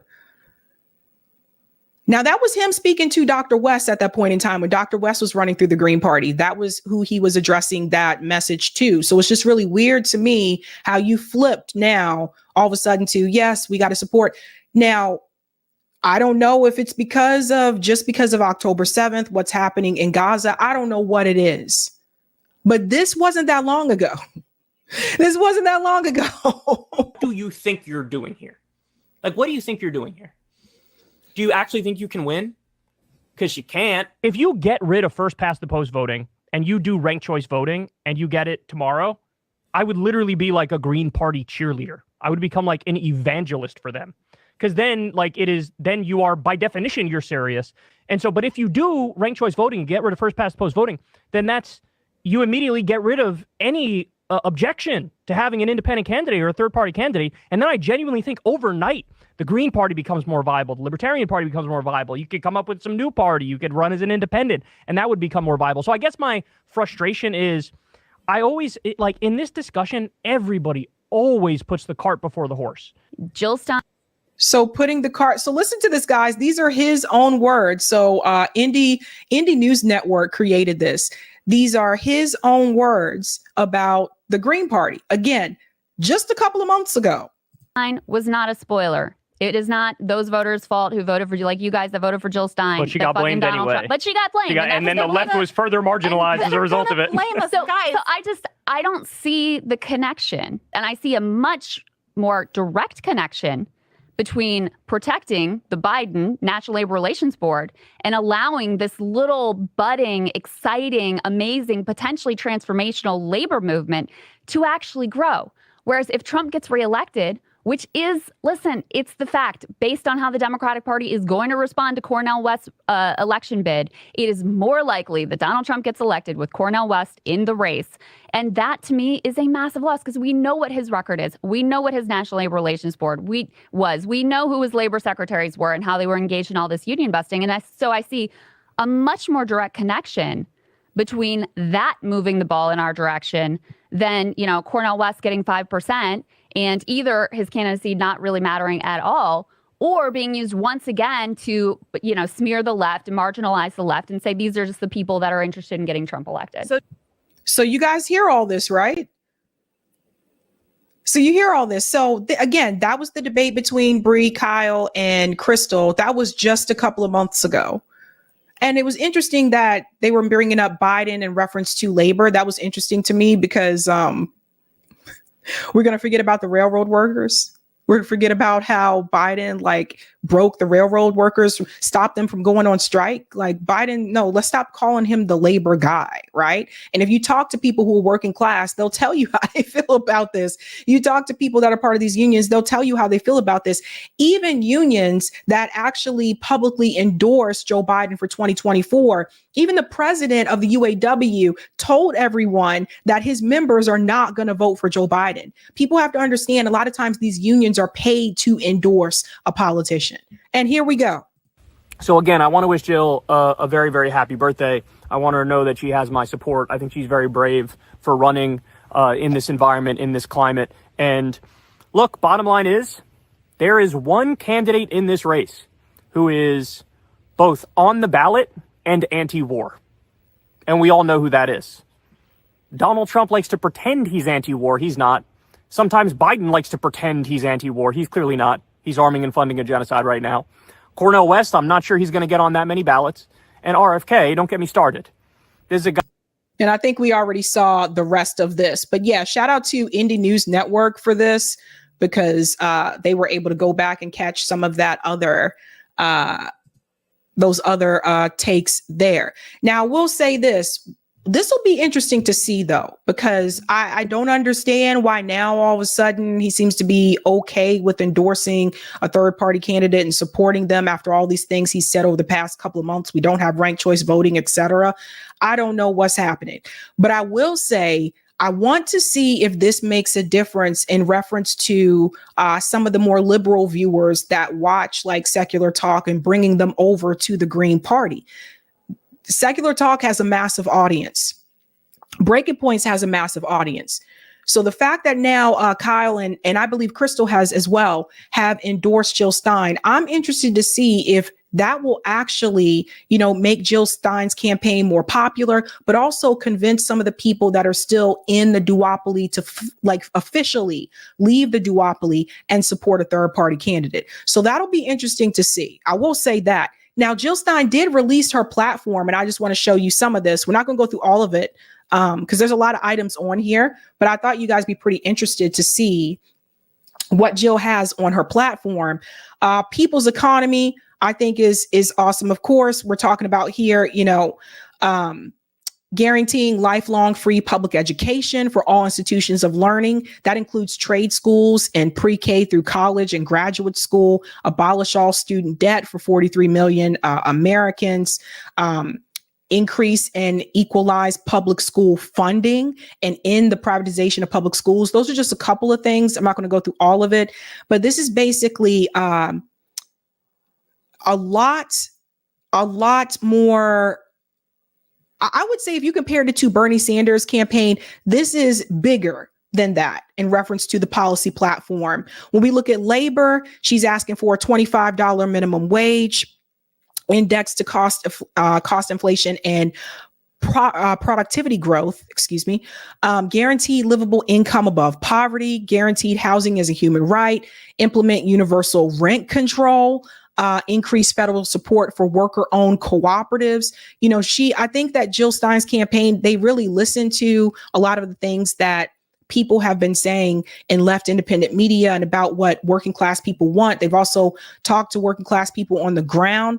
We want to go to housing here. One of the things here, it says in homelessness and housing insecurity with a homes guarantee.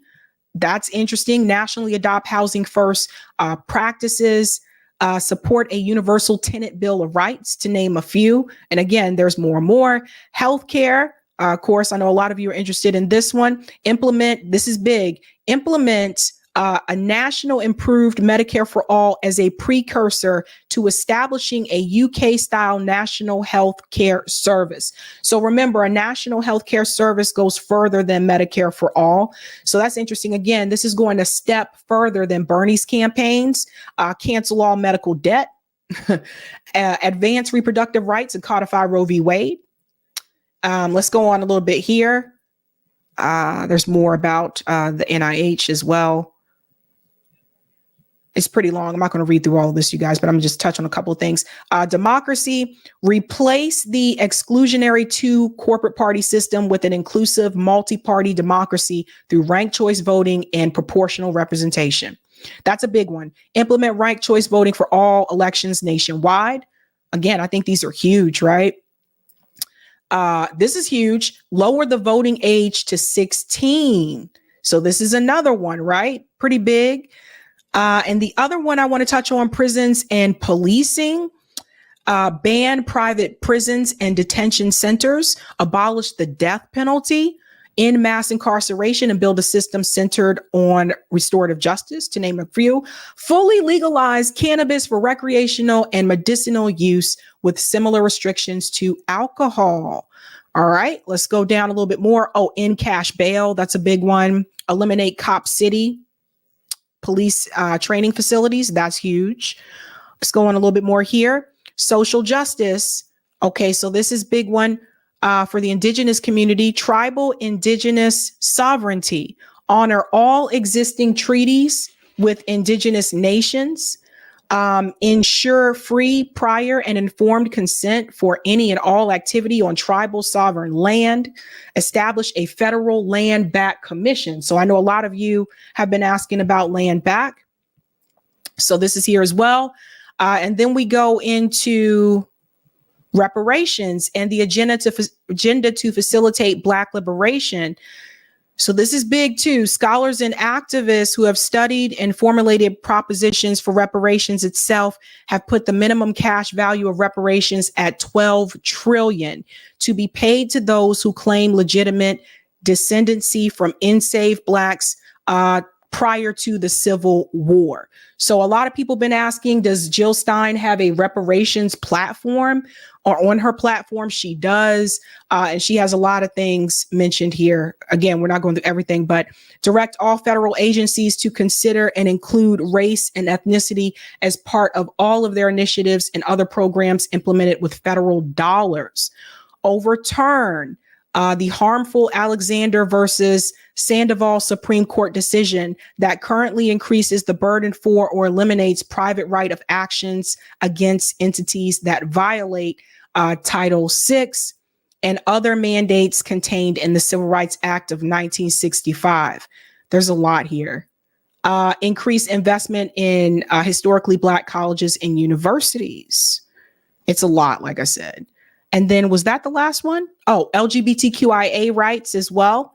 Support the Equality Right, the Pride Act, the Every Child Deserves a Family Act, and bills to prohibit discrimination by the U.S., military, state, or local governments or private industries. Interesting. Federally prohibit the harmful practice of conversion therapy. It's a lot. It's a lot. Disability rights. Work towards economic security for people with disabilities by ensuring opportunities to partake fully in the economy at a fair wage and to enable financial security for all. That is a big one, right? Because if you know someone that's on disability, I mean, I have family members that are on disability, like they don't actually make much. You know, if you're on disability, you're not getting like a huge check here. Help children with disabilities and their families by providing life-changing early interventions and getting them valuable access to education. So her platform is there. Check it out. It's really big. And another thing that happened earlier today, too, you guys know that Donald Trump and Joe Biden are having this discussion about, oh, we're going to have a debate, that type of thing. They do want to debate each other. Well, it's obvious like they're forgetting people like, you know, RFK, Cornel West, Jill Stein. So she actually posted this earlier today. This is funny. Will my opponents stop ducking and agree to debate me? Or are they chicken? Add your name to tell Biden, Trump, and RFK Jr. stop hiding from democracy and debate Jill. And this is funny, guys. Look at this picture. Oh my God, this is bad. So you have Donald Trump here, his head's on the chicken. Biden's, is this a duck? Biden's on a duck. And RFK Jr.'s down here trying to get the worm. That was good. Whoever like created this. That's a good one. You have good design skills. But yeah, so again, very surprised that he endorsed Jill. But I will say this, maybe this will bring more people over to the third party movement. We'll have to see. Let's go to some of the comments in the chat. Oh my God. Kai says, I ain't a big fan of Kyle, but I hope this helps her campaign. I think it will. Brenda Holiday. Yes, you did. Katie Halper covered it too. Yep. Shout out to Quincy Holdman for becoming a Sabby member. Let's give Quincy a big whoop whoop. Quincy in the house. Thank you, P. Smith. That hair dye is ravaging his brain. Oh God. Thank you, sir. Bikes a lot day. If it wasn't for a genocide, Kyle would still be supporting Barely Biden. That's what I think too. I really do think it's because of Gaza, you know? Spark Joy, Kyle's motivation is more subscribers to his channels. Jay says, oh, the flip-flopping of it all. And thank you, Mary Rose. I adore at Wizard Bison such a beautiful, truthful year. Thank you for that. All right. And we are going to our final story tonight. Now, Tucker Carlson had an interview recently with former, I guess he's former. I think Aaron Rodgers is on the injured reserve list. Maybe he'll be back this season. Anyway, NFL quarterback Aaron Rodgers, where they talk about a number of things. There's 3 different topics I want to reflect on with this interview. The first one is free speech. The second one is his criticism of the left. This is interesting. And last but not least, he has some things to say about Russia. Let's start with the free speech issue. So for you guys that are not aware, Aaron Rodgers was one of the people that I feel was heavily smeared in mainstream media during the pandemic, because he had a different opinion when it came to the jab. You know, we can only go so far with that on this. So he was heavily smeared in reference to that. But prior to that, what some people may not be aware of is that Aaron Rodgers also received criticism when he actually supported and vocally supported Black Lives Matter movement. And I don't know if everyone remembers this, but he was one of the football players. He was probably one of the first white football players to come out publicly supporting Black Lives Matter movement. And he was also ridiculed by some people and some fans for that as well. Let's go ahead and get into this interview here. And, you know, you see it on Bobby just released a video, 30-minute video, and about who he is that got censored by Facebook, which is just wild. I mean, they're censoring the election stuff, which we know has gone on. Which you know, the Cambridge Analytica. If you've watched that documentary about what happened, it is just pretty wild the world that we live in, where there's a you know, for the idea of even free speech and what is it is called into a question all the time. I just read an interesting book that was written a few years ago called The Coddling of the American Mind. And it basically is talking about what's going on at college campuses, which we're seeing now. All this, you know, this outrage and different things that started post 2016 when Trump got elected, when campuses felt like they needed to create safe spaces because speech is violent. You know, certain types of rhetoric is actually violent. So we're vilifying the opinions now, and we're. Yeah, but I hate to tell you this, Aaron, and this is interesting because Tucker Carlson doesn't bring this up during the interview, which I wish he would have. I hate to tell you this, Aaron, but when you talk about free speech and you mention RFK Jr., you have to realize also that RFK Jr. doesn't really fully support free speech either when you implement Israel. Once you insert Israel, and he's on record saying these things himself. He's on record saying these things himself. So once, you know, this Israel's assault on Gaza, we got to see just how much RFK Jr. supposedly cares about free speech. So I know that Aaron Rodgers supports RFK Jr. And at one point he was in the running to be his VP. At the same time, RFK Jr. isn't pro free speech either. He supports the crackdowns on the college campuses. He supports censoring and silencing these students. He supports protecting Israel at all costs. So there's that. And Tucker Carlson doesn't mention that. There's no pushback from what I saw in this interview. Canceling people based on what they believe. And that's a slippery slope to go down, whether you cancel somebody who's, you know, super racist or you know, against the opinion that you believe in. Like, none of that actually works. Ignoring the shit you don't want to listen to or be a part of is one thing. But like picking and choosing what to censor is a very slippery slope. And you being in the media, you know how important it is to get people on all different sides. Well, you can't. So yeah, that's a good point, what he said there. And so if I was speaking to Aaron Rodgers, I would say you're right. Like picking and choosing what you're going to censor is a slippery slope. But your buddy, RFK Jr., is doing just that. And see, this is where Tucker does not come in with the pushback. Can't have democracy if people can't say what they think. But democracy in general, I mean, this country was founded as a constitutional republic, yes, which empowers the civil liberties. You know, democracy well, you can't have always self-government unless people are not slaves, unless they're free. But you know, I mean, democracy always falls into fascism and tyranny and ultimately dictatorship. Unfortunately, I'm aware of that.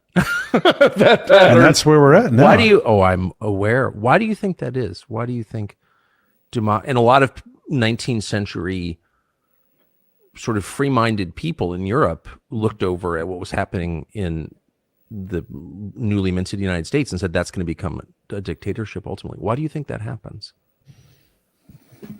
I think there's a lot of reasons. I think entitlement is a big part of our society that has been you know, a cancer for us, because people believe that their opinion is more important than somebody else's opinion. You know, it was weaponized against people who chose not to get the vaccine. People would say your freedom isn't more important than mine. We'll skip over that part because he goes into that part, but I agree with him on that issue. And then I want to get to this part of the interview here where he starts to push back on the left. Listen to this. This is funny. How did you run an athletic track How did you come to these conclusions? That's the more unusual.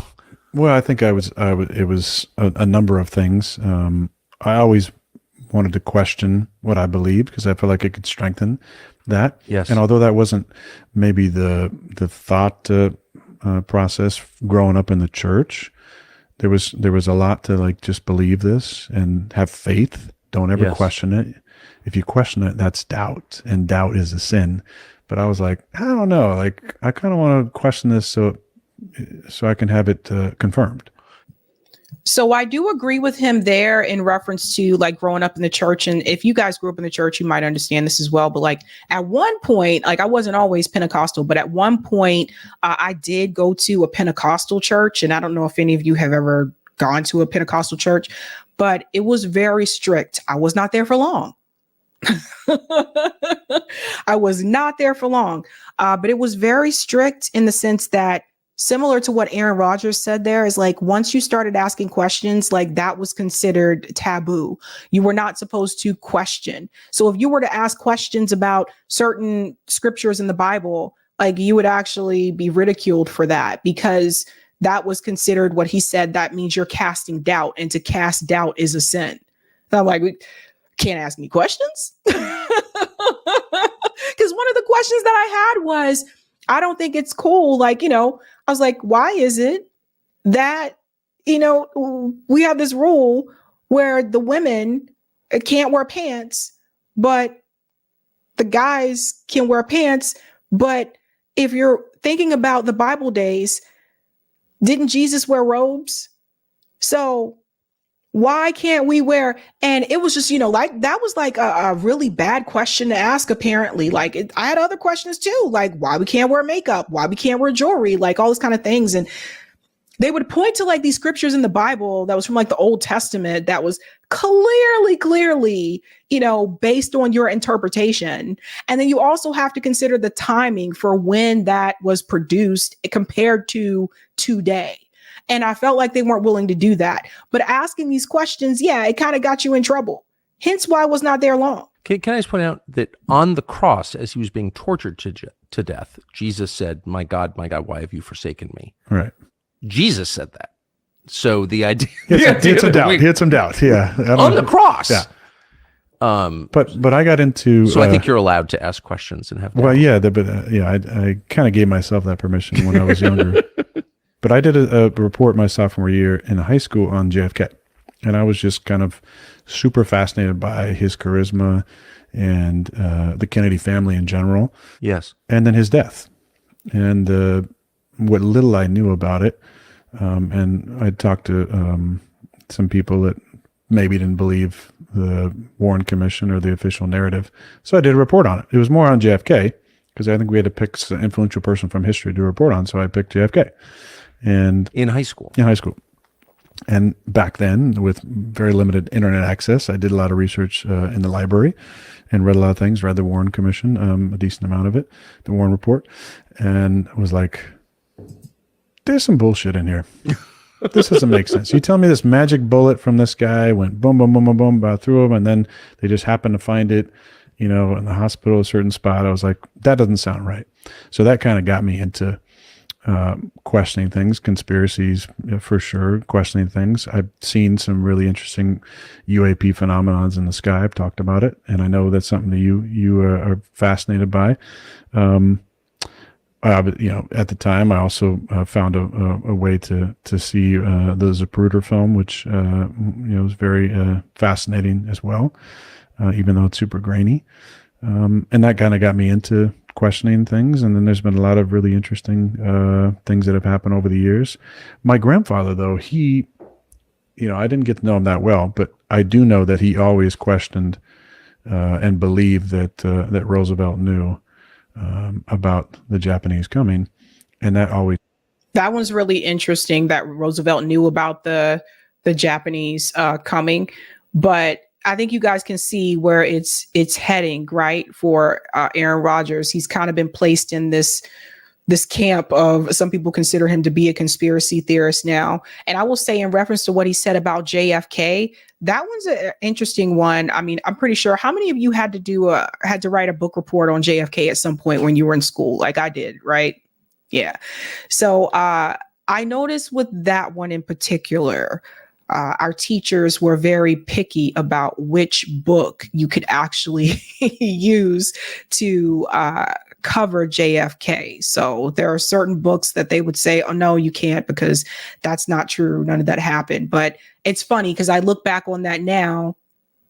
And if I could talk to my former history teacher today, I would tell her like, well, they're saying a lot of these things were true about JFK's death now. But back then, at that point in time, it was like, no, you can't use Sabrina. You can't use that book.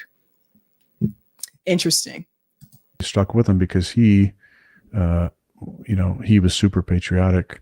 And another one of my heroes, Pat Tillman, who left the NFL to join the Army, his death is very suspicious as well, in that, not the fact we know that he was killed by friendly fire, but the way they handled his body afterwards, his uniform, confiscating his last journal, using his death to prop up the war propaganda. There's been a lot of great people in history who are super patriotic, who've questioned their government, and I think that's what I've done since I was a kid. And pardon my ignorance, I didn't even know that about Tillman's journal. So that was confiscated by the his uniform was burned and his journal was confiscated. That's in John Krakauer's book, Where Men Win Glory, which is a fantastic book.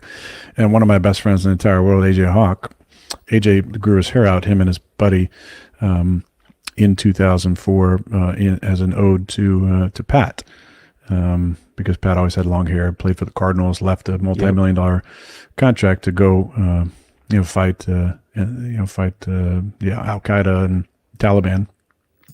One of the things that's interesting about this is that, again, why would they take his journal? Why would they take his journal and burn his uniform? What was in that journal that the government didn't want you to see? It's just a journal, right? Gets over. I wonder if there were war crimes mentioned in that journal. There, and it's like, what the fuck am I doing? I'm guarding these poppy fields. This is not what I signed up for. I miss my wife. I miss being in the States. This is not what I thought we were going to be doing over here. And then some really negligent maneuvers happened and split up his unit. And he ended up being with one of the members of the Afghani army, who was their kind of guide. And, a guy saw the guy in some dim lighting on the ridge who was with Pat. They fired on him. Obviously, Pat and the Afghani thought that they were getting fired on by Taliban, so fired back, and ended up Pat got killed.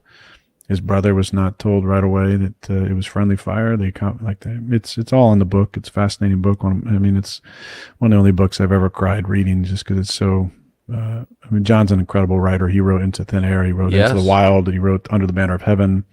I read those three. I never read the Tillman book. Yeah, the Tillman book is incredible. But I don't know why I'm bringing this up. Just that there's so many people that really love this country that have gotten disenfranchised. I think that's part of it. Who've been betrayed by their leaders. Yeah.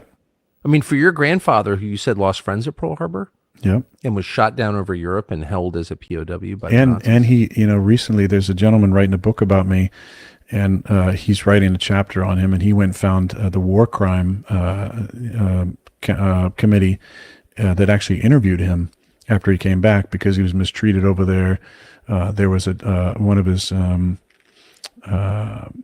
of the guys. There was a group of I think there were 10 people on his bomber. One of the guys ruptured his spleen on the way down, and they mistreated him.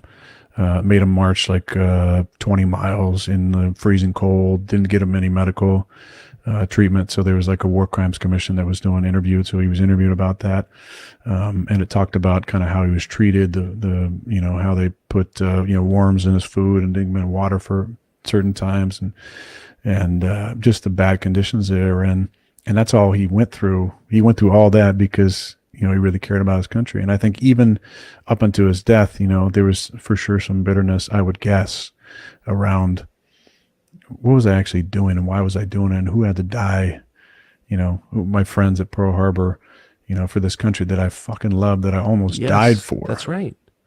And I think those are the great people that have made this country what it is. And we're, now to even question the government, you're some like right-wing conspiracy, crazy tinfoil hat wearer.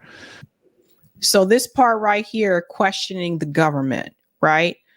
So you should question your government. But he has a point here where he says, like, now if you do that, like, you're a loony or whatever. I mean, like, come on, like the same government that lied to us about the war in Iraq. I mean, why wouldn't you ask questions?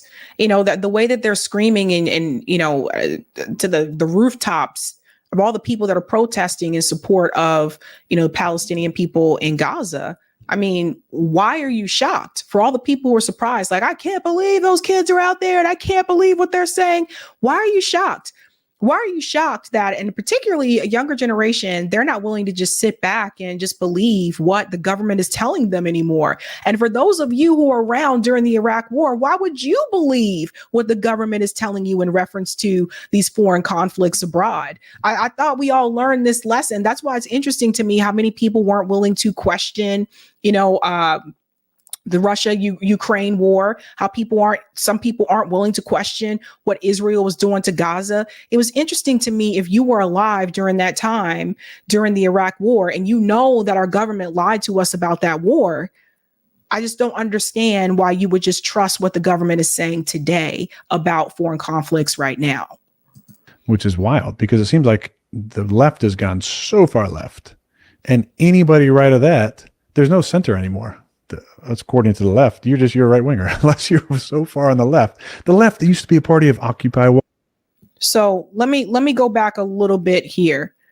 Just this part right here about the left, because I think what he says here, it's important, but I think he gets something wrong. Up until his death, there was for sure some bitterness, I would guess, around what was I actually doing and why was I doing it and who had to die. My friends at Pearl Harbor, for this country that I fucking love, that I almost died for. That's right. And I think those are the great people that have made this country what it is. And we're, now to even question the government, you're some like right-wing conspiracy, crazy tinfoil hat wearer, which is wild, because it seems like the left has gone so far left, and anybody right of that, there's no center anymore.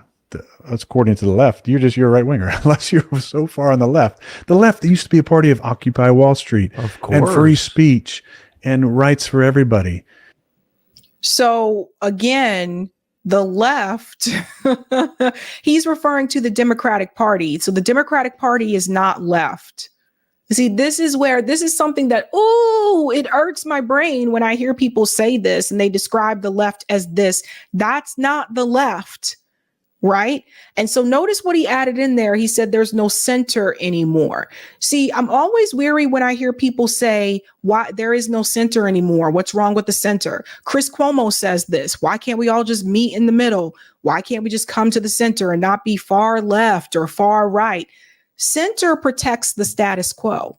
So when you hear someone say that about the center, they want to protect the status quo. They want to protect capitalism.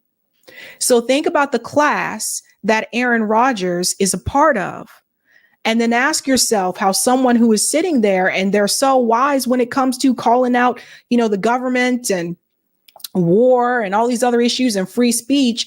But when it comes to, we're talking about where you sit politically, is like, we can't there's no center anymore. That's because at the end of the day, Aaron Rodgers still wants to protect his status and his wealth. Does that mean that Aaron Rodgers is running around driving like Beamers and showing off his money? No. And in fact, a lot of people that are wealthy don't do that.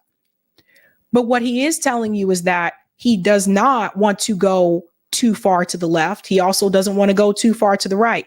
He wants to be in the center, and the center protects the status quo. We must always remember that.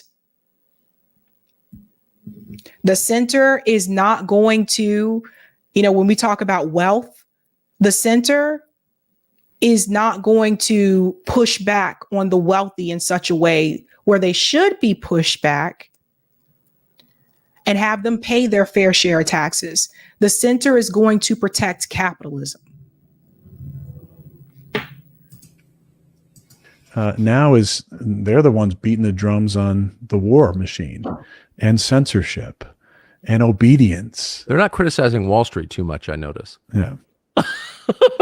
There was because that's not the left. Again, that's the Democratic Party. The Democratic Party supports Wall Street. They support corporate interests. They support the military industrial complex. The Democratic Party supports those things. They're not against it, right? I think we have one more piece here. fascinating study, a very revealing study that showed that at the height of Occupy Wall Street, the New York Times torqued up its coverage of racism.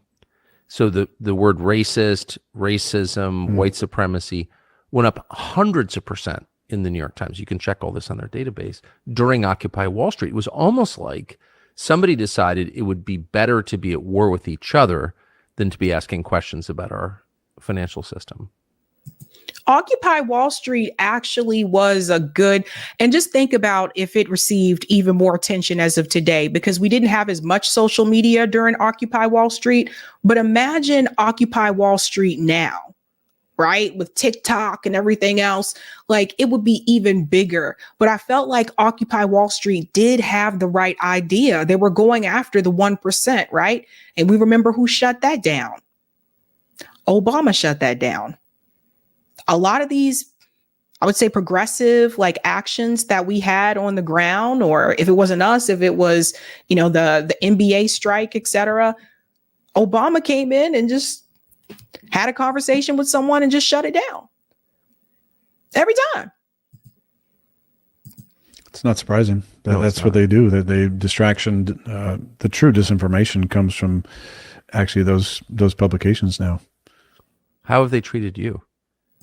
Okay, so we know about that part about how they treated him. I told you about that. And then there's the part here about Russia and Joe Biden that I wanted to mention for just a second as well. I thought this was pretty interesting. You did one of the most controversial, somehow, not to me, most controversial interviews in the last, I don't know how long, when you went to Russia and did Putin. How did it feel coming back? Because like anybody who watched the interview was like, number one, it was fucking awesome. Number two, Putin came off as an interesting, thoughtful, smart individual. And if you've read 1984, you know the base game plan of government control is you have to have an enemy and you have to slander that enemy regardless if you know anything about him. And I think Careful, Aaron. So they might start calling you a Putin puppet if you do. They may start calling you a Putin puppet. But he's right. So it's obviously he watched that interview with Tucker Carlson and Vladimir Putin. I did too. You know, you guys know we covered that on the show. And I just remember like how many people were just so angry that that conversation even took place, you know? And it's just crazy when you think about it. a lot of people are like, oh, Putin apologists are like, whitewashing all the stuff that he's done to the different people. And I was just like, no, I'd love to see Joe Biden give an interview where he can speak on the history of the United States in the same way that Putin talked about the history of his country. I don't think that'll happen. That would be very funny if Joe Biden had an interview where he had to talk about the history of the United States, because number one, Joe Biden doesn't do many interviews. Have you guys noticed that? He doesn't do that many interviews. And then two, I could just see him getting a lot of historical facts wrong, just like he said he marched with civil rights leaders back in the day, which he obviously did not. I could see him getting the names wrong. It would just be a disaster, huh? Or I would like to see Joe Biden sit down with a conversation with Vladimir Putin. I would like to see that. I'd like to be a fly on that wall. I would like to be on that one. I'd love to see Biden do an interview where he shows how to operate a microwave, and I don't think that's going to happen. And by the way, Biden won't do interviews, and neither will Zelensky so far. But what was it like to come back and you were like in a couple of the places after that? Yeah, I went to the Middle East after that for a while. I mean, I was out of the country for almost a month, so I missed. And I don't ever read about myself anyway because I know who I am. I don't need someone to tell me. So I missed all of that, as I always do. But the idea that someone would criticize an interview where you just let the guy talk for a couple hours, I mean, I just think that's inherently useful. I mean, I just wanted to do it as a documentary record of what Putin is like, or at least what he's like in this context, and people can decide for themselves. I'm a big believer in letting people decide for themselves. I think adult men have the right to come to their own conclusions about things. Adults have the right to. So I'll never stop believing that, because we're not slaves. We can have any opinion we want. And if you don't like it, then try and change it through reason. And if you can't, then fuck you. And I really feel that way. So that's the kind of perspective I had going into talk to Putin. My perceptions of him are exactly what you just said. I thought he was an interesting guy, smart guy, impressive guy, in some ways, obviously a lot more impressive than Joe Biden, but he's Russian and he runs Russia, and I'm American and I live in America. So I care about my country. I want my leaders to be better. I'm not on Putin's side. I don't have any emotional attachment to any foreign country because I'm not a foreigner. I'm an American, and this is the only country I care about. But for the record, yeah, I thought people can watch it and assess for themselves. And they should. It's a fascinating. But the interview. idea that you shouldn't be allowed to do that is so crazy to me. I'm just not going to submit to that. Being canceled by the people who have just bowed down and given interviews from their knees to the Zelenskys of the world. Gargling as they interview, yes. So that part right there, I think is important too. And that was one thing that I think I had a problem with. It's okay to interview Vladimir, I say his name right? Vladimir. It's okay to interview Vladimir Zelensky, but it's not okay to interview Vladimir Putin. And I think that it's important to get the other side. And our government doesn't want us to hear the other side of the countries that they consider to be our enemies, right? They don't want us to hear their perspective. And I think that we could all do better, and we would all be actually better off if we did hear the perspective of these leaders of these countries that our government tells us we should not listen to. Why don't they want us to hear what they have to say? What is it about us that they don't want us to know? It's something you got to think about. But I thought that interview is actually a little over 2 hours, so it's some time. But I thought it was pretty interesting. It's really, I don't know. Like Aaron Rodgers is, he's different. He's different. But it's like I listened to that interview and I could hear some of the things he's saying, and I'm like, yeah, he's making really good points throughout this interview. But it just seemed like in some spaces, like he could not connect that back. Like, for example, talking about free speech, and it's dangerous to actually decide what you're going to be allowed to say and what you can't say. But then saying, RFK Jr., they tried to censor him, but RFK Jr. also wants censorship too. So it's like tying that back to some of the other things. And if it were me having that interview with Aaron Rodgers, I would have mentioned that to him. I would have said that to him. But here we are. Let's get the comment on Rumble, Eric. Boop, boop, boop. Thank you. All right. Thank you for the comment on Rumble, the Rumble rant. Ruposter, not joking. Kulinski's endorsement makes me suspicious about Jill Stein. Peace.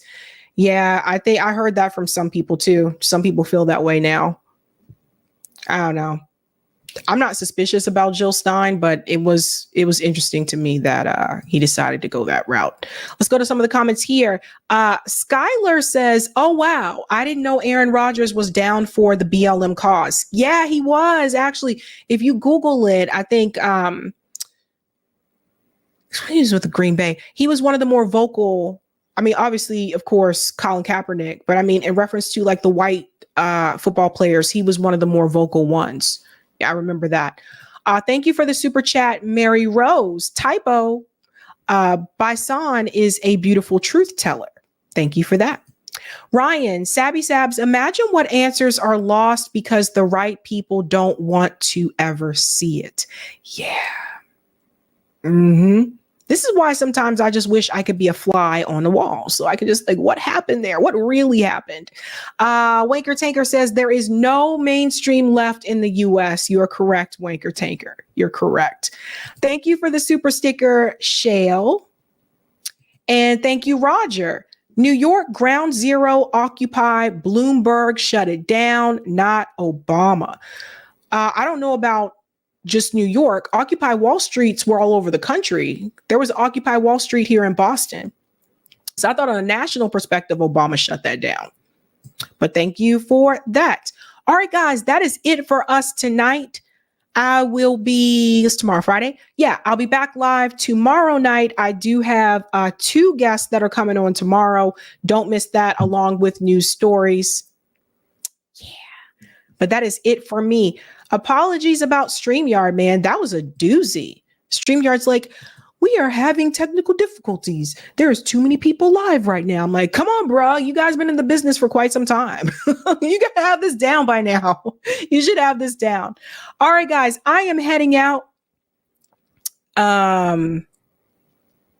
Here. I'm just making sure I'm pulling up my, okay. Yeah, for real this time. Heading out, guys. Have a good night. Keep up the fight.